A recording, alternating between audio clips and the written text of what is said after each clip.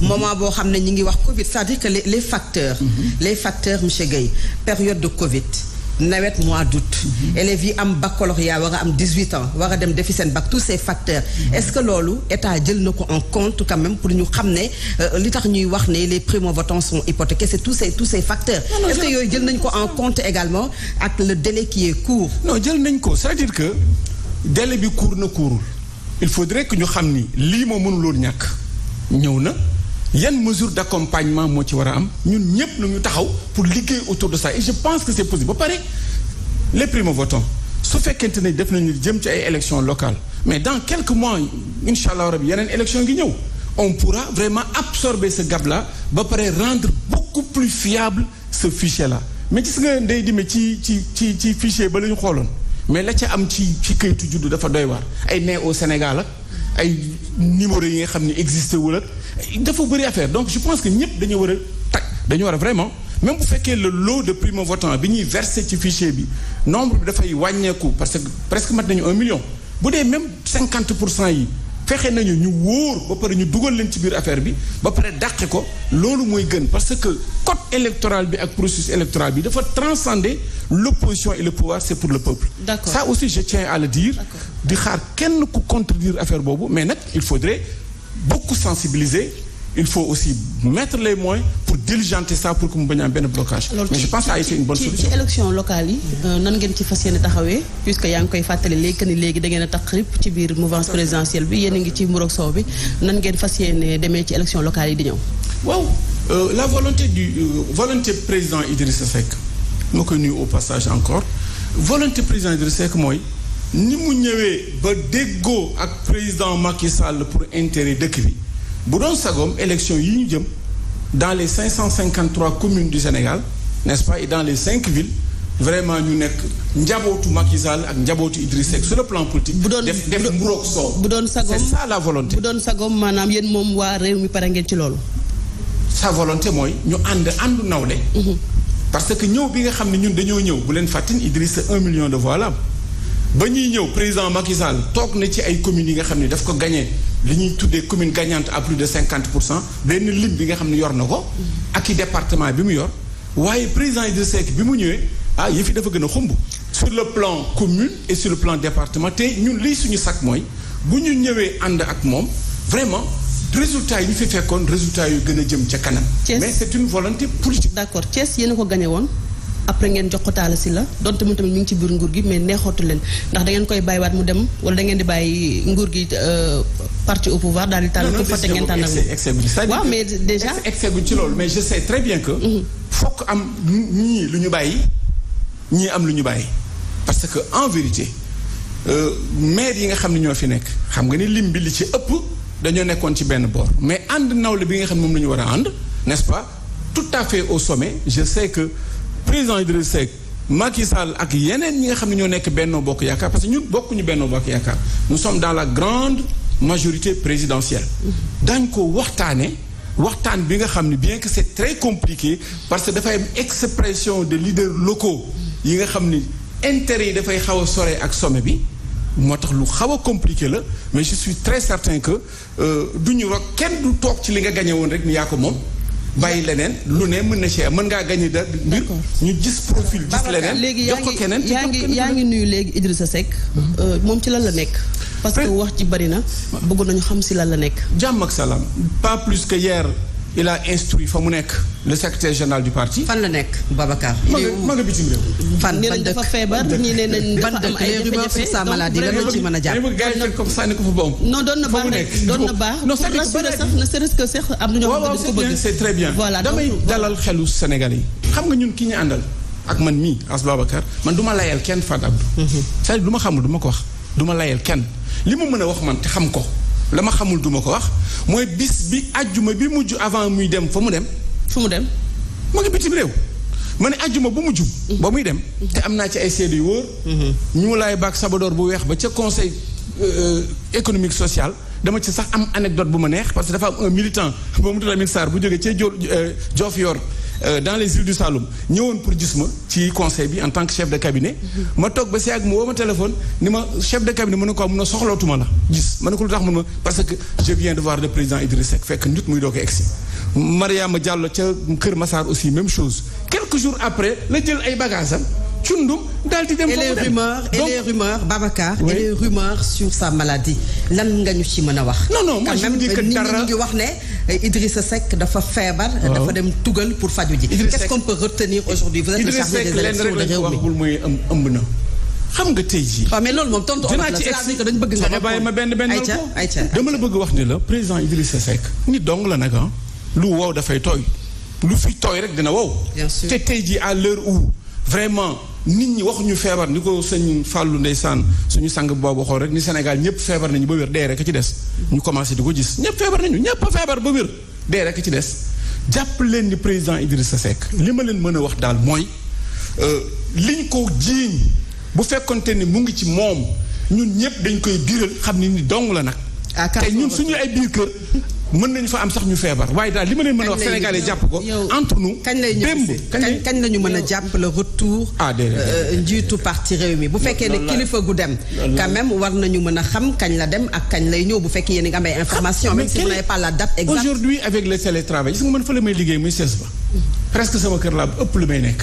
wàññi nañu personnel bi. partout wàññi nañu personnel bi. mesures yi ñu ngi koy respecté pour liggéey. bon fa mu ne jàpp leen ni tous les jeudis. on a une réunion de coordination par télétravail te mu ngi bokk ci liggéey boobu. lan la Idrissa Seck yokku ci biir conseil économique social et environnemental lan la ci indi parce que ñëpp gis nañ ni kuréel googu noonu amul njariñ askan wi lu joxe ay avis et puis sax bu dee avis la est-ce que am na lu ñu proposé ci Covid 19 bi. tout à fait gis nga li mu ci yokk yaakaar bu rëy la man mii di wax ak yow ba ma nekkee chef de cabinet laay doog a xam luy conseil économique social pour wax la ni li nga wax dëgg la mais gis nga entre nous. am na ay indicateurs yi nga xam ni man ma fekk ko fa xam naa ni yaakaar am na fi te am na lu mu jur.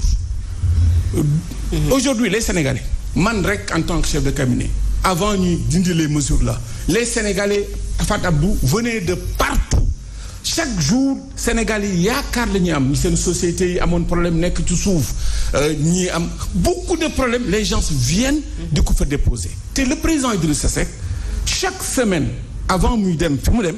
chaque semaine am na talking point ak le président Macky Sall wax ko li Sénégalais yi xalaat ba pare ñu tenir ci en compte pare nañu suñu première session le rapport est prêt pour être publié au niveau du public mais xaaruñu loolu la matrice des recommandations de la première session emploi jeunesse assainissement inondation mu ngi ci table président Macky Sall et que dans la pratique des politiques publiques yi fi am actuellement ñun sentir nañu ni bari na ay recommandations yu génn foofu ci conseil ba te président de la république ñu ngi ko jëfandikoo. c'est clair vraiment jàmm ju rëy la beneen yaakaar Babacar gis nga élection fii bii ñëw ni ci tabaski bi presque 6000 sénégalais lu mosul am foofu daw nañu ñëw ci conseil économique social ndax yaakaar c'est vrai que le pays est très difficile mais les gens ñu fa fekk dañ naan loolu mosu fa am. mais loolu waru nekk ndam de. ay aide la wala je veux dire Sénégalais je dis moo tax ma ne sincèrement le pays est difficile mais difficile loolu netta loolu daawul am je veux dire